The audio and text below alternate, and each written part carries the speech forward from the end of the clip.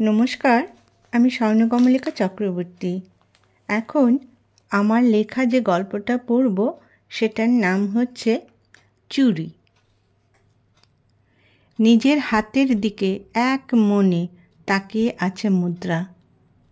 সে আজ কোনো বিয়েবাড়িতে যাবে না, কিন্তু চুরির ঝনঝন আওয়াজ হচ্ছে।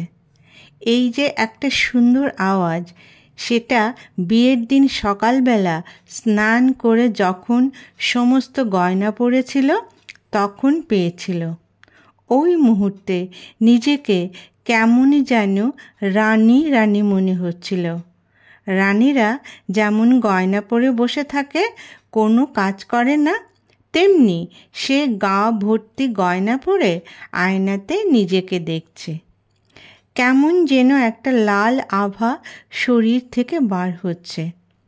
হাতটা একটু নাড়াচ্ছে আর সমস্ত চুড়িগুলো একটার সঙ্গে একটার স্পর্শ লেগে ঝনঝন আওয়াজ করছে।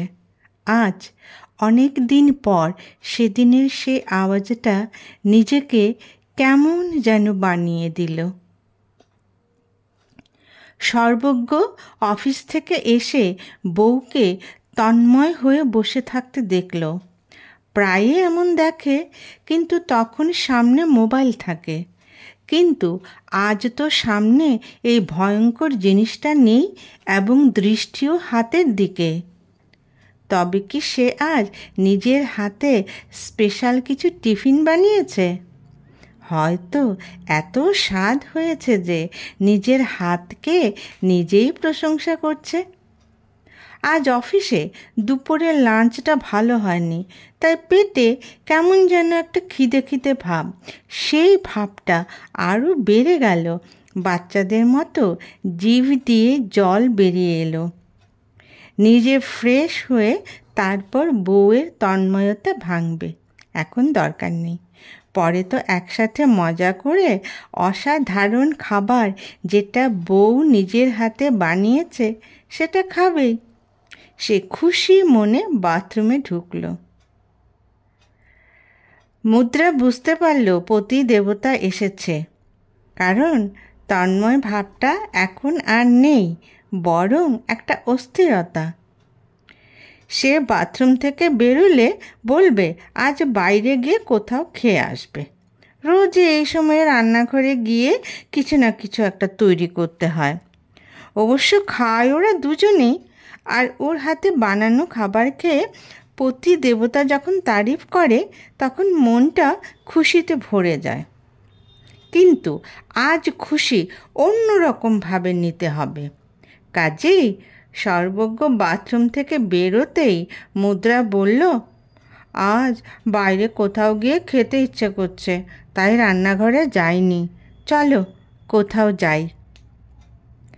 বউয়ের মুখের দিকে তাকিয়ে সে শুধু বলল, অ্যাঁ? বউ বলল, কি ব্যাপার, তুমি খুশি হওনি? বউ অবাক হয়ে বরের দিকে তাকিয়ে কথাটা বলল। এই মুহূর্তে কি আর মনের বিরক্তি প্রকাশ করা উচিত হবে? তাই ছদ্ম হাসি হেসে সে বলল, তাড়াতাড়ি তৈরি হয়ে নাও, না হলে যে সেটা ডিনারের সময় হয়ে যাবে। 5 মিনিটের মধ্যে তৈরি হয়ে ওরা দুজন বেরিয়ে পড়ল। বাইকে করে না বেরিয়ে গাড়ি নিয়েই বার হলো। বাইরে একটু একটু ঠান্ডা পড়তে শুরু করেছে। এখন ঠান্ডা লাগলে অবধারিত জ্বর আসবে, পরে আবার বউয়ের মুখ ঝামটা খেতে হবে। সব কিছুতে কিপটেমি। এখন লাভের গুড় পিঁপড়ে খাবে, সঙ্গে সর্দি, কাশি, গলা ব্যথা তো থাকবেই। আর দুজন সামনে বসে বেরোলে কেমন যেন একটা হিরো হিরোইন ভাব আসে। যদিও উত্তম সুচিত্রা বাইকে ছিলেন, তবুও তো উদ্দেশ্য তো ঘোরাঘুরি ছিল। তাদের উদ্দেশ্য হচ্ছে দুটো। 1 নাম্বার হচ্ছে কোনো রেস্টুরেন্টে ঢুকে কিছু খাওয়া।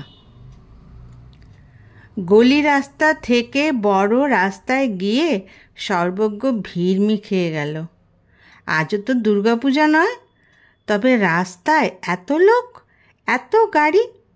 গন্তব্যস্থলে পৌঁছতে কতক্ষণ লাগবে বুঝতে পারছে না সে। গাড়ি হাঁটতেই লাগলো, কিছু উপায় নেই।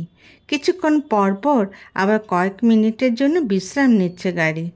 সবার গাড়ি বোধহয় গ্যারেজ থেকে রাস্তায় নেমে এসেছে। আজ অফিস থেকে এসে এখন অবধি কপালে চা জোটেনি।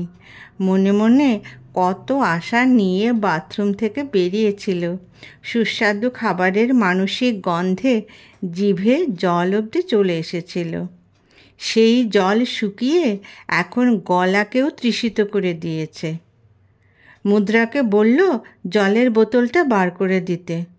সে ব্যাগ খুলে দেখে তাড়াহুড়োর চোটে জলের বোতলটাই নেওয়া হয়নি।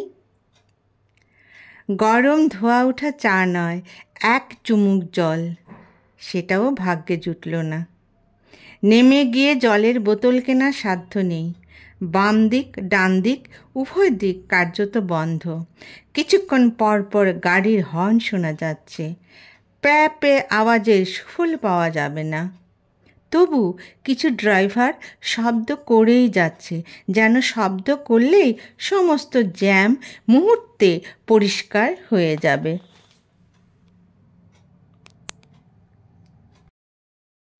সর্বজ্ঞ হর্ন দিতে একদম পছন্দ করে না। প্রয়োজনে তো শব্দ করতেই হবে, কিন্তু শুধু শুধু কিছুক্ষণ পরপর যে হর্ন শোনা যাচ্ছে সেটা তো ভীষণভাবে অপ্রয়োজনীয়। তবু কেন যে কিছু কিছু ড্রাইভার বুঝতে চায় না, সেটাই বুঝতে পারে না সর্বজ্ঞ। মুদ্রা আজ দুপুরে দিদির সঙ্গে একটু বেরিয়েছিল। আজকে ছুটির দিন নয়, তাই দুপুরে রাস্তাঘাট দোকান সব মোটামুটি ফাঁকা ছিল, তাই কেনাকাটা করতে কোনো অসুবিধা হয়নি। দিদির ভীষণ তাড়া ছিল, তাই খাবারের সময় বার করা সম্ভব হয়নি। কোনো দোকান থেকে মিষ্টি বা নোনতা কোনো খাবারও কেনেনি। তাই মনে মনে ভেবে রেখেছিল বিকেলবেলা মানে কর্তা অফিস থেকে এলে বাইরে গিয়ে খাবে। তাই ঘরেও কোনো টিফিন বানায়নি। কিন্তু সন্ধ্যের পর যে চিত্র সম্পূর্ণ পাল্টে যাবে এটা সে ভাবতে পারেনি। বেচারির জন্য মন খারাপ লাগছে। মুখটা একদম শুকিয়ে গেছে, মুখে কিছু বলতেও পারছে না। গাড়ি যদি ঘোরানো যেত তবে বলতো চলো বাড়ি চলে যাই। এখন তো গাড়ি ঘোরানোর প্রশ্নই ওঠে না। কতক্ষণ এভাবে বসে থাকা যায়? বেচারির কপালে এক কাপ চাও আজ জুটল না। মুদ্রা বলল সবাই আজ গাড়ি নিয়ে বেরিয়ে পড়েছে। সব গাড়ি যদি একই দিকে দাবার চেষ্টা করে তবে ট্রাফিক ব্যবস্থা তো মুখ থুবড়ে পড়বেই। এখন গাড়িতে বসে থাকা ছাড়া আর কোনো উপায় নেই। মুদ্রা ভাবছে নিজের মায়ের কথা। সে ভোরবেলা থেকে রাতে ঘুমোতে যাবার আগে পর্যন্ত রান্নাঘরে ছিল ধ্যান ও জ্ঞান। ছেলে মেয়ে শ্বশুর শাশুড়ি ননদ দেবর প্রত্যেকটা মানুষের পছন্দ মতো রান্না করা, তাদের খাওয়ানো, এটাই ছিল নিত্য নৈমিত্তিক ডিউটি। এর বাইরে যে একটা জগৎ আছে সেটা সম্পর্কে না ছিল কোনো কৌতূহল, না ছিল কোনো আগ্রহ। মুদ্রা কোনো দিন দেখেনি বাবা মা একসাথে ঘুরতে বেরিয়েছে। সংসারের দায়িত্বই বড় দায়িত্ব। অবশ্য তখন এখনকার মতো এত অনুষ্ঠানও ছিল না। এখন তো কত কিছু পালন করা হয় যেটা হয়তো তাদের মায়েরা কোনো দিন শোনেনি, কারণ ছোটবেলা তারাও এই সমস্ত অনুষ্ঠান দেখেনি। এখন তো আজ এটা কাল সেটা লেগেই রয়েছে, আর সবাই মজা করে সেই সব উপভোগ করছে। ছোটবেলা শুধু দুর্গাপুজো ছিল, আর তাতে হয়তো 2 দিন বেরোতো। এখন তো 7 দিন বেরিয়েও যেন তৃপ্তি হয় না।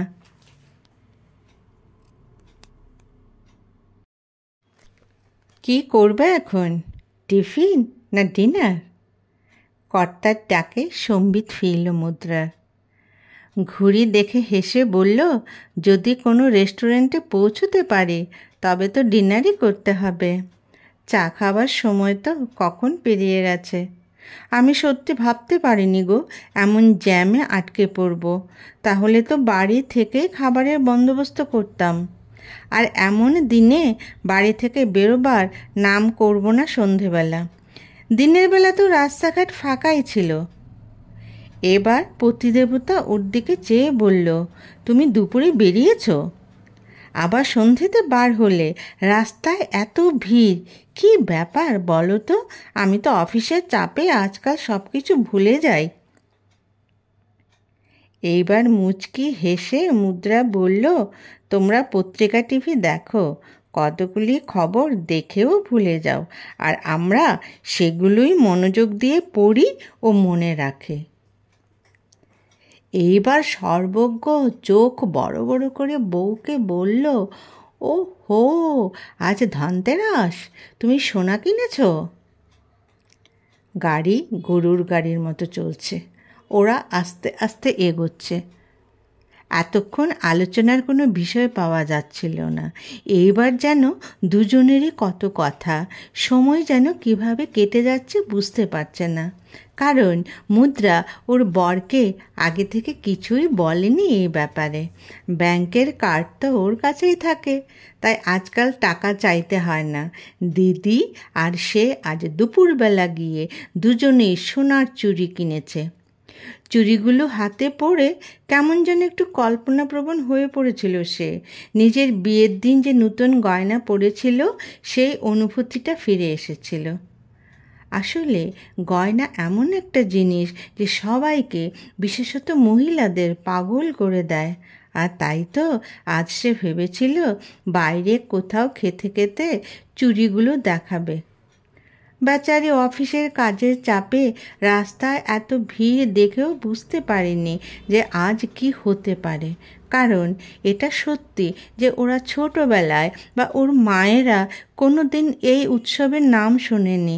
আর আজ এই উৎসব দুর্গাপুজোর ভিড়কেও হারিয়ে দিচ্ছে মনে হচ্ছে।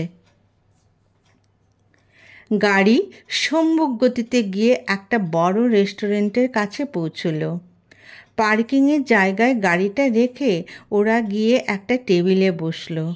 সর্বজ্ঞ ওর নতুন চুড়ি দেখে বলল, তোমার হাত দেখে তোমাকে নতুন বউ লাগছে, কারণ নতুন জিনিস চকচক করছে। কিন্তু মুখ কিন্তু পুরনো হয়ে গেছে, যেহেতু সেটা 2 বছর পার হয়ে গেছে। মুদ্রা হেসে বলল, ঠিক আছে, আজ আমার 2 হাতের দিকেই তাকিয়ে থাকো, মুখটা দেখতে হবে না। ওয়েটার এসে খাবারের অর্ডার নিয়ে গেল।